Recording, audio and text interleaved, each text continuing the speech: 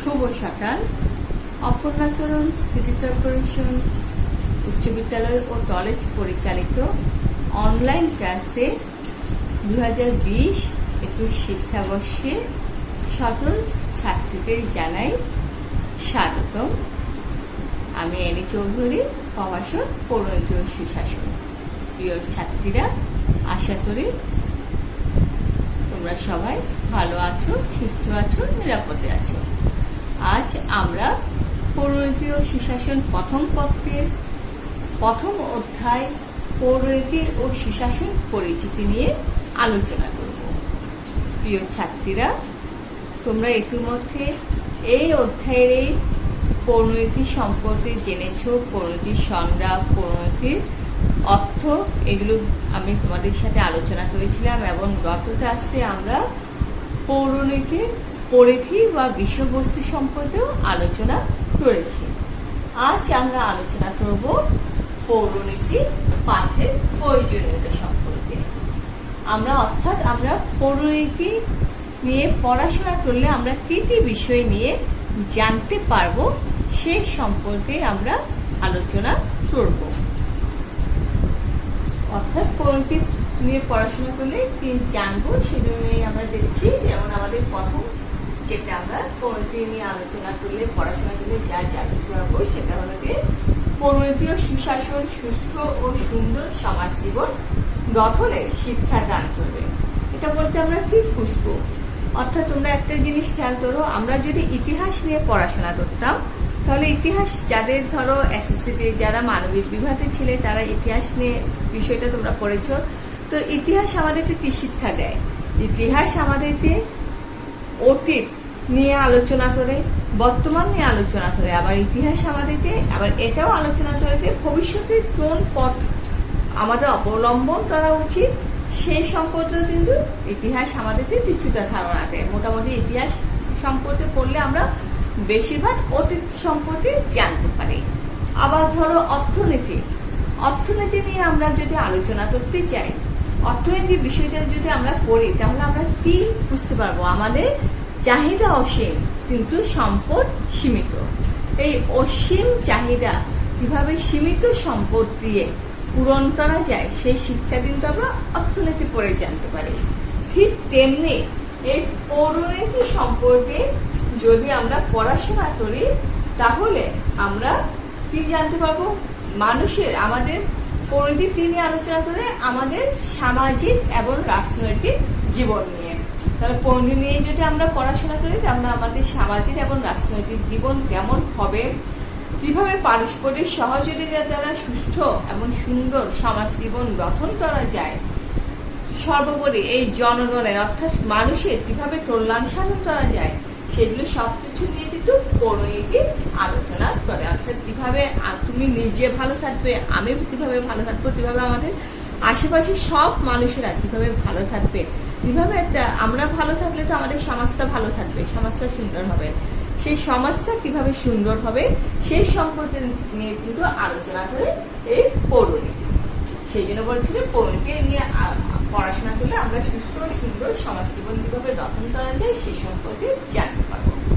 এরপর আমাদের দ্বিতীয় নাম্বার পয়েন্টটা হলো পৌরনীতি ও সুশাসন নাগরিকতা সম্পর্কীয় জ্ঞান দান করে। এই নাগরিকতা সম্পর্কীয় জ্ঞান মানে কি? নাগরিক, আমরা নাগরিক নিয়ে আগেও আলোচনা করেছি যে রাষ্ট্রে বসবাস করে একটা স্বাধীন দেশে সবাই কিন্তু ওই দেশের নাগরিক। কেউ জন্মসূত্রে নাগরিক, আবার কেউ ওই দেশে এসে ওই দেশে স্থায়ীভাবে বসবাস করছে বলে কি অনুমোদন সূত্রে নাগরিক হয়।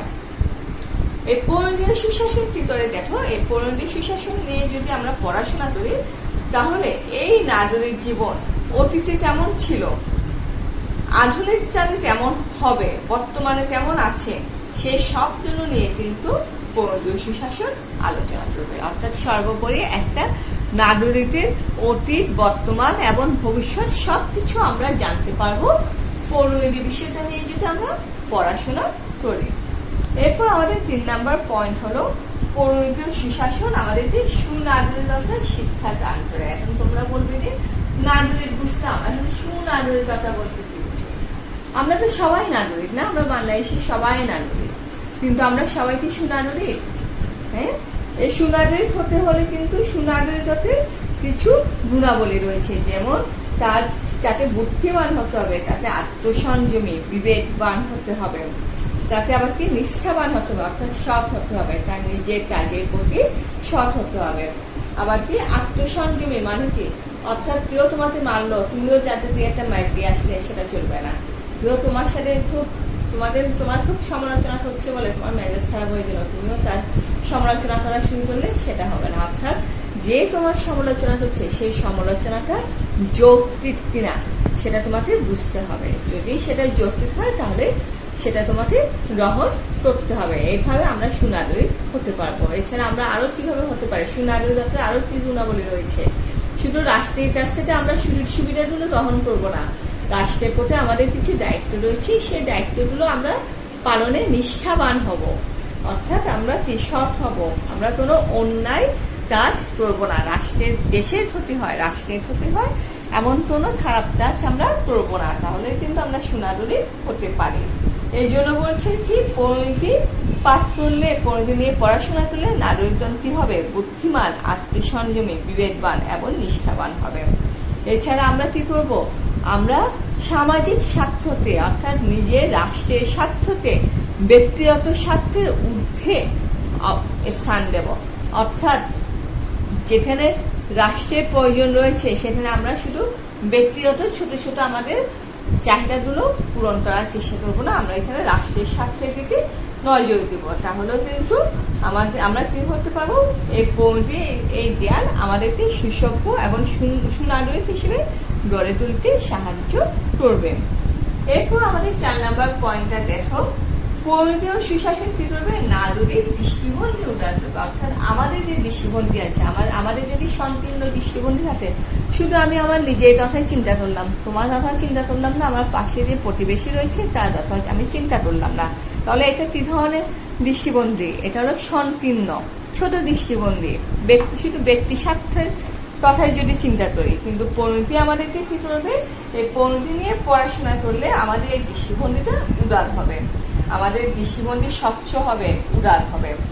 পরিণতি আমাদের কি করে, পরিণতি নিয়ে পড়াশোনা করলে মানুষের মনে যে গোড়ামি রয়েছে, সেই গোড়ামি, সংকীর্ণতা, কুসংস্কার এইগুলো দূর করবে এবং আমাদের দৃষ্টিভঙ্গি উদার করবে। অর্থাৎ আমরা যখন পরিণতি নিয়ে পড়াশোনা করবো, আমরা যখন দেখবো যে বিভিন্ন রাজনৈতিক নেতারা কিভাবে নিজের জীবন বিসর্জন দিয়ে, নিজের জীবন আত্মত্যাগ করে কিভাবে দেশের জন্য, দেশপ্রেমে উদ্বুদ্ধ হয়ে দেশের সেবা করেছে, এগুলো নিয়ে যখন আমরা পড়াশোনা করবো, এগুলো যখন আমরা জানতে পারবো, তখন কিন্তু আমাদের নিজেদেরও মন মানসিকতা অনেক উদার হয়ে যাবে। আমাদের ইচ্ছে হবে তাদের মতো করে কি করার জন্য, তাদের মতো করে দেশপ্রেমে উদ্বুদ্ধ হয়ে দেশের সেবায় আত্মনিয়োগ করতে ইচ্ছে করবে। সেই জন্য বলছিলেন পরিণতি ও সুশাসন কি করছে, আমাদের নাগরিক দৃষ্টিভঙ্গি উদার করে। এরপর দেখো আমাদের 5 নম্বর পয়েন্টটা কি রয়েছে, পরিণতি ও সুশাসন বিভিন্ন সংগঠন ও প্রতিষ্ঠানের অতীত জানতে সাহায্য করে। এখন তোমাদেরকে বুঝতে হবে যে বিভিন্ন সংগঠন এবং প্রতিষ্ঠান বলতে কি বুঝো। যেমন আমি তোমাদেরকে পরিণতির বিষয়বস্তুর মধ্যে পড়িয়েছি, আমাদের প্রাচীনকালে কি ছিল না, মানুষ যখন ছন্নছাড়া জীবনযাপন করত, তখন প্রথমে তারা পরিবার সৃষ্টি হলো, এই পরিবার থেকে সমাজ, সমাজ থেকে রাষ্ট্রের সৃষ্টি হয়। তাহলে এইগুলো কিন্তু প্রত্যেকটাই এক একটা প্রতিষ্ঠান। সেই জন্য বলছি এই পরিণতি নিয়ে আলোচনা করলে আমরা পরিবার, সমাজ, রাষ্ট্র এই প্রতিষ্ঠানগুলোর অতীত সম্পর্কে জানতে পারবো। অর্থাৎ অতীতকালে পরিবার যেমন পারিবারিক ব্যবস্থা কেমন ছিল, অতীতকালে বেশিরভাগ পরিবার কেমন ছিল, যৌথ পরিবার, কিন্তু বর্তমানে বেশিরভাগ পরিবার একক পরিবার। এই যৌথ পরিবার কেমন ছিল সেগুলো জানতে পারবো, সমাজ কেমন ছিল, রাষ্ট্র কেমন ছিল, আবার রাষ্ট্র যদি স্বাধীন হয় সেখানে আইন থাকবে, স্বাধীনতা থাকবে, সাম্য থাকবে, সেগুলো প্রত্যেকটার অতীত ইতিহাস আমরা জানতে পারবো। অর্থাৎ অতীতকালে এইসব সংগঠনের প্রকৃতি কেমন ছিল তা যদি আমরা না জানি, তাহলে কিন্তু আমাদের ভবিষ্যতে এগুলোর কেমন হবে সেই সম্পর্কে আমরা অনুমান করতে পারবো না। এই জন্য আমাদের প্রত্যেকটা প্রতিষ্ঠানের অতীত জানা অত্যন্ত জরুরি। এরপর দেখো, আমরা শুধু অতীত জানবো না, আমরা সেই সংগঠনগুলোর বর্তমান অবস্থা সম্পর্কেও কিন্তু আমরা জানার চেষ্টা করব। কারণ এই পরিণতি নিয়ে যদি আমরা পড়াশোনা করি, কোন দেশের জন্য কিরূপ সংবিধান ও সরকার উপযোগী, বিভিন্ন সরকারের বিভিন্ন কার্যাবলী, এগুলো নিয়েও, এমন জনমত গঠনের মাধ্যম, রাজনৈতিক দলের কার্যাবলীর গুরুত্ব, এগুলো সম্পর্কে আমরা জানতে পারি। আমি এখানে তোমাদের কি বলছি, কোন দেশের জন্য কিরূপ সংবিধান ও সরকার উপযোগী। যেমন আমি তোমাদেরকে বিষয়বস্তুর মধ্যে বলেছিলাম, যেই দেশ আয়তনে ছোট, যেই দেশের জনসংখ্যা তেমন বেশি নয়, সেই দেশের মোটামুটি আয়তনের উপরটাই আমি দেখবো, জনসংখ্যাটা না। অর্থাৎ যে দেশের আয়তন ছোট, সেই দেশে কি হবে, সেই দেশে সাধারণত এককেন্দ্রিক সরকার ব্যবস্থা বিদ্যমান। এককেন্দ্রিক, এটা আমি তোমাদেরকে বলেছিলাম, এককেন্দ্রিক সরকার ব্যবস্থা বিদ্যমান, অর্থাৎ কেন্দ্র হতে পুরো দেশটা পরিচালিত হয়। আর যে, যেমন আমাদের বাংলাদেশ কিন্তু এককেন্দ্রিক সরকার ব্যবস্থা। আবার যে দেশ আয়তনে বড়, সেই দেশে রয়েছে একটি যুক্তরাষ্ট্রীয়, যেমন আমাদের পার্শ্ববর্তী দেশ ভারত, যুক্তরাষ্ট্রীয় শাসন ব্যবস্থা বিদ্যমান, আমেরিকা যুক্তরাষ্ট্রীয় শাসন ব্যবস্থা বিদ্যমান। অর্থাৎ এই দেশগুলো একটা বিশাল, যে আয়তনে একটা বড়, যে কেন্দ্র হতে পুরো দেশ পরিচালনা করা সম্ভব হয় না। তাহলে এই পরিণতি সম্পর্কে যদি আমরা পড়াশোনা করি, তাহলে এই এককেন্দ্রিক শাসন ব্যবস্থা, যুক্তরাষ্ট্রীয় শাসন ব্যবস্থা, এইগুলো সম্পর্কে আমরা জানতে পারবো। তারপর একটা দেশ পরিচালনা করতে হলে কি লাগে, সংবিধান। সংবিধান মানে কিছু নিয়ম কানুনের সমষ্টি, যেখানে লেখা আছে একটা দেশ কিভাবে পরিচালিত হবে, সেই সংবিধান কেমন হবে, সেগুলো সম্পর্কে আমরা জানতে পারবো। সংবিধানটা কি সুপরিবর্তনীয় হবে না দুষ্পরিবর্তনীয় হবে, লিখিত হবে না অলিখিত হবে, এগুলো সব কিছু সম্পর্কে কিন্তু আমরা জানতে পারবো। এছাড়া জনমত গঠনের মাধ্যম, জনমত কি, অর্থাৎ যে কোনো একটা বিষয়ের উপর আমাদের মতামত রয়েছে কিনা, সেইগুলো সম্পর্কে আমরা জানতে পারবো। জনমত গঠনের মাধ্যম কি হতে পারে, সংবাদপত্র। আমরা প্রতিদিন সকালে ঘুম থেকে উঠে কি পড়ি, সংবাদপত্র অবশ্যই পড়ার অভ্যাস নিশ্চয় তোমাদেরও রয়েছে, এই অভ্যাসটা করবে, এটা খুব একটা ভালো অভ্যাস। এই নিউজ পেপারটা যখন আমরা পড়ি, তখন আমরা দেখি আমরা দেশের বর্তমান অবস্থা সম্পর্কে জানতে পারি। শুধু দেশ না, দেশের বাইরের অবস্থা সম্পর্কে আমরা জানতে পারি। এছাড়া রেডিওটা তেমন একটা এখন প্রচলিত নাই, চালু নাই, তাও আছে। তারপর আমরা টেলিভিশন, খুবই গুরুত্বপূর্ণ বাহন, টেলিভিশনে বিভিন্ন সংবাদ আমরা জানতে পারছি, দেশ বিদেশের খবরাখবর ঘরে বসে আমরা জানতে পারছি। তাহলে এই বিষয়গুলোর উপর, যে কোনো বিষয়ের উপর আমাদের একটা মতামত তৈরি হয়। যখন আমরা কোনো বিষয়ের উপর কি জানতে পারবো, তখন ওই বিষয়ে আমাদের একটা মতামত তৈরি হয়, এটি হলো আমাদের জনমত। তাহলে সেই জনমত আমরা জানতে পারি পরিবেশ সুশাসন আলোচনা। এরপর রয়েছে পরিবেশ সুশাসন, আমাদের কি করবে, নাগরিক চেতনা বৃদ্ধি করে। নাগরিক চেতনা কিভাবে বৃদ্ধি করবে, দেখো, পরিবেশ সুশাসন সামাজিক ও রাজনৈতিক সংগঠনগুলোর অতীত বর্তমান, এদের বর্তমানের কার্যাবলীর গুরুত্ব সম্পর্কে আলোচনা করে। তাই মানুষের রাজনৈতিক জ্ঞান ও নাগরিক চেতনা বৃদ্ধি পায়। অর্থাৎ আমাদের যে রাজনৈতিক সংগঠনগুলো রয়েছে, রাজনৈতিক সংগঠন বৃদ্ধি হতে পারে বিভিন্ন প্রতিষ্ঠান, দেশের বিভিন্ন রাজনৈতিক প্রতিষ্ঠান, যেমন ইউনিয়ন পরিষদ, সিটি কর্পোরেশন, হ্যাঁ, তারপর আর কি রয়েছে, পৌরসভা, এইগুলো সম্পর্কে আমরা জানতে পারবো, এগুলো কিভাবে কাজ করছে, এগুলো অতীতে তেমন ছিল, বর্তমানে তেমন আছে, ভবিষ্যতে তেমন হতে পারে, এগুলো সব কিছু সম্পর্কে আমাদের একটা চেতনা বৃদ্ধি পায়।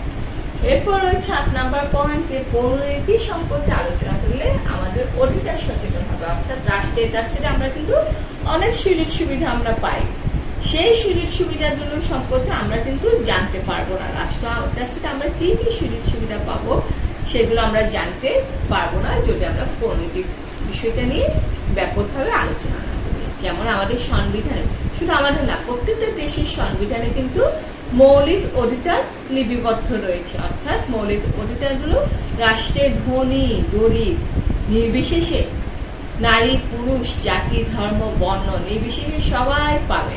এই অধিকারগুলো হতে কেউ আমাদেরকে তোমাদের বঞ্চিত করতে পারবে না। যদি কেউ বঞ্চিত করে তাহলে কি সেই ব্যক্তি আইনের আশ্রয় নিতে পারে।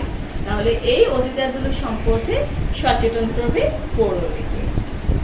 ঠিক আছে, এই জন্য বলছি যে মানুষের ব্যক্তিত্ব বিকাশের জন্য কিছু কিছু সুযোগ সুবিধা খুব প্রয়োজন। আমাদের এগুলো ব্যক্তিত্ব বিকাশ করবে।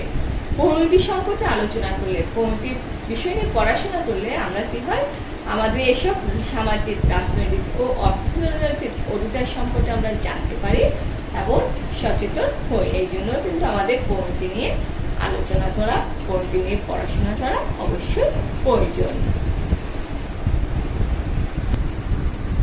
আমাদের এরপর 9 নম্বর পয়েন্ট হলো নাগরিকের কর্তব্যবোধ জাগ্রত করে। অর্থাৎ আমরা এর আগে কি করেছি যে নাগরিকের অধিকার, সুযোগ সুবিধা সম্পর্কে জানতে পারি পৌরনীতি নিয়ে আলোচনা করলে। এখন আমরা দেখছি যে আমাদের কি কি দায়িত্ব রয়েছে রাষ্ট্রের প্রতি, সেইগুলো সম্পর্কে আমরা পৌরনীতি নিয়ে আলোচনা করলে জানতে পারবো।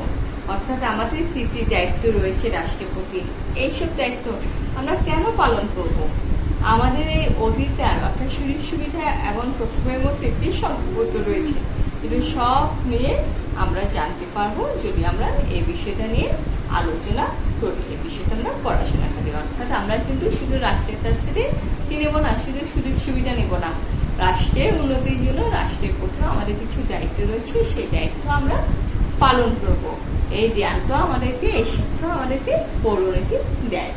এরপর আমাদের 10 নম্বর পয়েন্ট হলো গণতান্ত্রিক চেতনা জাগ্রত করে। অর্থাৎ কি বলছে, গণতান্ত্রিক চেতনা মানে কি, গণতন্ত্র দেশে দেখো পৃথিবীতে কিন্তু বিভিন্ন শাসন ব্যবস্থা রয়েছে। গণতান্ত্রিক শাসন ব্যবস্থা রয়েছে, একনায়কতান্ত্রিক শাসন ব্যবস্থা রয়েছে, রাজতান্ত্রিক শাসন ব্যবস্থা রয়েছে।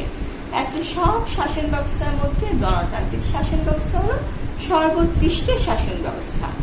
এই গণতান্ত্রিক শাসন ব্যবস্থা কি বাস্তবায়ন করা, অর্থাৎ জনগণের শাসন ব্যবস্থাটা চালু রাখা কিন্তু খুব কষ্টকর। কারণ এখানে সবসময় সরকারকে জনগণের মতামতের উপর ভিত্তি করে দেশ পরিচালিত করতে হয়। যদি জনমতের বিপরীতে যায় সরকার, যদি জনস্বার্থ বিরোধী কোনো কাজ করে, তাহলে ওই সরকার পতন অবশ্যম্ভাবী।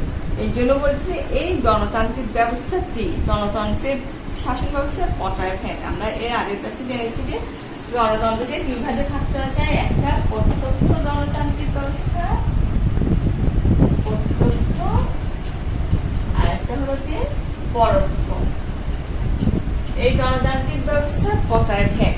হ্যাঁ, তারপরে এই ব্যবস্থার কি কি সুবিধা রয়েছে, কি কি অসুবিধা রয়েছে, এই ব্যবস্থার সফলতার শর্তাবলীগুলো কি হতে পারে, সেগুলো সব কিছু নিয়ে কিন্তু পৌরনীতি আলোচনা করে। অর্থাৎ টোটাল এই গণতান্ত্রিক ব্যবস্থা, সব গণতান্ত্রিক ব্যবস্থার সম্পূর্ণ দিক নিয়ে পৌরনীতি আলোচনা করে। তবে তোমরা মনে করবে যে শুধু গণতান্ত্রিক ব্যবস্থা নিয়ে আলোচনা করবে, এখানে কিন্তু একনায়কতান্ত্রিক শাসন ব্যবস্থা, রাজতান্ত্রিক শাসন ব্যবস্থা, এগুলো নিয়েও কিন্তু পৌরনীতি আলোচনা করে। এরপর আমাদের 11 নম্বর পয়েন্ট হলো আন্তর্জাতিক দিগন্ত উন্মোচন করবে পৌরনীতি ও সুশাসন। অর্থাৎ আন্তর্জাতিক দিগন্ত মানে কি, বর্তমানে দেখো পৃথিবীর কোনো দেশই কি স্বয়ংসম্পূর্ণ নয়। আমাদের বাংলাদেশে কোনো কিছুর উপর সবকিছুর উপর স্বয়ংসম্পূর্ণ নয়, কিছু না কিছুর জন্য প্রতিটা দেশকে অন্য দেশের উপর নির্ভর করতে হয়। এই নির্ভরতার জন্য কি হয়েছে, বিভিন্ন সংগঠন, আন্তর্জাতিক সংগঠন তৈরি হয়েছে, যেমন জাতিসংঘ তৈরি হয়েছে, ওআইসি, সার্ক, এই ধরনের অনেক সংগঠনের জন্ম হয়েছে।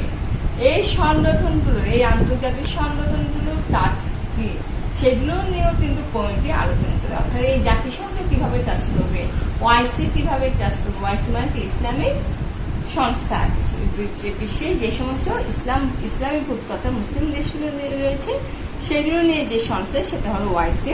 তারপর সার্ক, দক্ষিণ এশিয়ার দেশগুলো নিয়ে যে সংগঠন তৈরি হয়েছে সেটা হলো সার্ক। এগুলো সব কিছু নিয়ে কিন্তু পৌরনীতি আলোচনা করে। এছাড়া আর কি রয়েছে, দেখো পৌরনীতি ও সুশাসন ছাত্রছাত্রীদের জ্ঞানের পরীক্ষা, অর্থাৎ আমাদের জ্ঞানের যে পরীক্ষা রয়েছে সেটা বৃদ্ধি করবে। যেমন সামাজিক ও রাষ্ট্রীয় সংগঠনের উৎপত্তি, সাংগঠনিক ক্ষমতা ও কার্যাবলী, নাগরিকতা, অধিকার ও কর্তব্য, এগুলো অর্থাৎ সবকিছু নিয়ে, সামগ্রিক সবকিছু নিয়ে পৌরনীতি ও সুশাসন আলোচনা করবে। এছাড়া দেখো এই বর্তমানে নাগরিক হিসেবে আমাদের কি কি দায়িত্ব রয়েছে, আমাদের কি কি ওডিটা রয়েছে, যদি সুযোগ সুবিধা আমরা পাবো, সব কিছু নিয়ে আলোচনা করবে। এছাড়া তোমরা যে আমি আগের পয়েন্টে পড়েছিলাম যে প্রথম দিকে কিভাবে আমরা সুনাগরিক হতে পারবো, সেগুলো নিয়েও কিন্তু পনেরোটি আলোচনা করে। এরপর 13 নম্বর পয়েন্টটা দেখো, সেটা হলো বিশ্ব শান্তি প্রতিষ্ঠার উপায় সম্পর্কিত জ্ঞান অর্জন। বিশ্ব শান্তি প্রতিষ্ঠা, আমাদের দুইটা বিশ্বযুদ্ধ হয়েছে আমাদের এই পৃথিবীতে, একটা প্রথম বিশ্বযুদ্ধ আর একটা দ্বিতীয় বিশ্বযুদ্ধ। হ্যাঁ, এই বিশ্বযুদ্ধগুলোর সময় কি হয়েছে, বিশ্বের সবগুলো দেশ বিভিন্ন সমস্যার সম্মুখীন হয়েছে। এই সমস্যাগুলো সমাধানের উপায় হিসেবে প্রতিষ্ঠিত হয়েছে জাতিসংঘ নামক একটি আন্তর্জাতিক প্রতিষ্ঠানের জন্ম হয়। যে আন্তর্জাতিক সংগঠনের প্রতিষ্ঠানের একটি উদ্দেশ্য হলো বিশ্বের শান্তি প্রতিষ্ঠা করা। এই জাতিসংঘ কিভাবে কাজ করছে, যে এছাড়া বিভিন্ন আঞ্চলিক যে সংগঠন রয়েছে যেমন সার্ক কিভাবে কাজ করছে, কিভাবে দায়িত্ব পালন করছে, এগুলো সব কিছু নিয়ে কিন্তু আলোচনা করে পরিণতি। এরপর 14 নম্বর হচ্ছে দেশপ্রেম বৃদ্ধি করবে। দেশপ্রেম কিভাবে বৃদ্ধি করবে, যখন তুমি তোমার বান্ধবীতে, তোমার প্রতিবেশীতে, তোমার পরিবারের কাউকে তুমি যখন ভালো কোনো কাজ করতে দেখবে, তখন সেটা কিন্তু তোমার মনের ওপরে একটা প্রভাব বিস্তার করে, কারণ তোমার ইচ্ছে হয় ওর মতো ভালো কিছু করার জন্য। ঠিক তেমনি আমরা যখন আমাদের বিভিন্ন নেতার দেশাত্মবোধে উদ্বুদ্ধ হয়ে, এই যে আমাদের জাতির পিতা বঙ্গবন্ধু শেখ মুজিবুর রহমান দেশপ্রেমে, তার যে দেশের প্রতি যে দেশপ্রেম ছিল, সেটা উদ্বুদ্ধ হয়ে কিন্তু 1978 সালে সারা বাংলার মানুষটি স্বাধীনতার প্রতি ঝাঁপিয়ে পড়েছিল।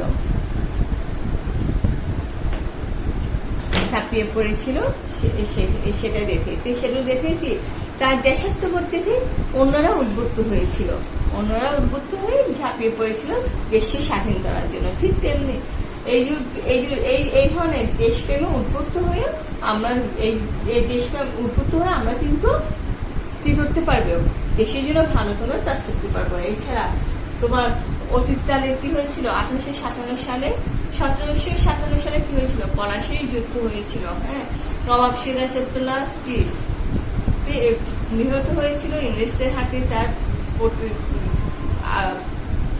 তার ঘনিষ্ঠ মানুষের হাতে। হ্যাঁ, সেইগুলো আমরা দেখেছি। 1857 সালে সিপাহী বিদ্রোহ হয়েছে। এগুলি সবগুলো কিন্তু আমাদেরকে দেশপ্রেমে উদ্বুদ্ধ করেছে। 1952 সালে ভাষা আন্দোলন, হ্যাঁ, দেশের জন্য সারা বিশ্বে আর কোনো জাতি মনে হয় এভাবে দেশের জন্য কি দেয় নাই, দেশের জন্য ভাষার জন্য এভাবে রক্ত দান করে নেয়। এগুলো আমাদেরকে, এইসব ঘটনাগুলো আমরা কিন্তু জানতে পারবো পরিণতি সম্পর্কে আলোচনা করলে।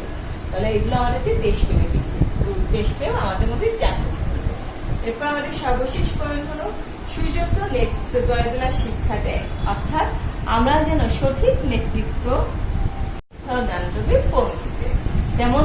যেমন ধরো তোমার ক্লাসের মধ্যে, এখন তো তোমাদের অবশ্য ফার্স্ট ইয়ার ক্লাস আমরা প্রাতিষ্ঠানিকভাবে নিতে পারছি না, তারপর ধরো তোমার স্কুলের মতো, তোমাদের স্কুলে যদি 100 জন তোমাদের ক্লাসের মধ্যে স্টুডেন্ট থাকতো, সবাইকে নেতৃত্ব দিত না। লিডারশিপ কিন্তু 1 জন 2 জন 3 জন অথবা 5 জনের হাতে থাকতো। এই লিডারশিপটা কিভাবে তৈরি হয়েছে, এই লিডারশিপটা তোমার মধ্যে কিভাবে তৈরি হবে, সেই শিক্ষা কিন্তু দেয় আমাদেরকে পৌরনীতি। যেমন ধরো কিভাবে নেতৃত্ব লাভ করা যায়, নেতৃত্বের কি কি গুণাবলী, নেতৃত্ব অর্জনে কি কি সমস্যা রয়েছে, সেই সমস্যাগুলো কিভাবে দূর করে তুমিও নেতৃত্ব দিতে পারবে, এই সবগুলো বিষয় নিয়ে কিন্তু পরিণতি আলোচনা করবে। এই নেতৃত্বের উপর আলাদা একটা টপিকস রয়েছে তোমাদের অন্য সামনের অধ্যায়গুলোতে, সেগুলো সম্পর্কে তুমি জানতে পারবে পরিণতি নিয়ে যদি তুমি আলোচনা করো। এই হলো যে তোমাদের পরিণতি পাঠের প্রয়োজনীয়তা সম্পর্কে আলোচনা করলাম। ছাত্রীরা তোমরা একটা জিনিস মাথায় রাখবে যে যেদিন যে কাজটা আমরা নিচ্ছি সেদিন পাশার মতো নিশ্চয়ই সবাই বই কিনে ফেলেছো, আর না কিনলেও যেভাবে পড়াচ্ছি সেভাবে একটু পাশার মতো নিজেরা পড়ার চেষ্টা করবে। কারণ এভাবে তোমরা যদি প্রতিদিনের পড়া প্রতিদিন শেষ করতে পারো, তাহলেই কিন্তু তোমরা একটা ভালো রেজাল্ট আশা করতে পারবে। পড়া ফেলে রাখবে না, আস্তে পড়া কান্তির জন্য ফেলে রাখবে না, ঠিক আছে? আর তোমাদেরকে কিন্তু বইয়ের নাম আমি প্রথম ক্লাসেই দিয়ে দিয়েছিলাম, তারপরেও অনেকেই বলেছো যে বইয়ের নামের জন্য, সেটাও কিন্তু তোমাদের এই গ্রুপের মধ্যে দিয়ে দেওয়া হয়েছে। আবার দিয়েছি আমি প্রত্যেকটা সাবজেক্টের বইয়ের নাম আবার দিয়ে দেওয়া হয়েছে। তোমরা বইগুলো ফলো করার চেষ্টা করো। পরিণতির সুশাসনের জন্য আমি আবার বলছি, তোমরা পরিণতির সুশাসন ফার্স্ট পেপার এবং second paper professor Mohammad Mozammel Haque স্যারের বইটা নিতে পারো, অথবা অর্থ পটাশনের আরেকটা বই রয়েছে ওই পটাশনের, সেটাও তোমরা দেখতে পারো। এই দুটো হতে যে কোনো একটা দেখতে পারো। এই হলো আজকের মতো কাজ, এখানে সমাপ্তি হচ্ছে। তোমরা সবাই ভালো থাকবে, সুস্থ থাকবে, নিরাপদে থাকবে এই আশা করে আগামী ক্লাসে আমন্ত্রণ জানিয়ে আজকের মতো এখানে সমাপ্তি। ধন্যবাদ সবাইকে।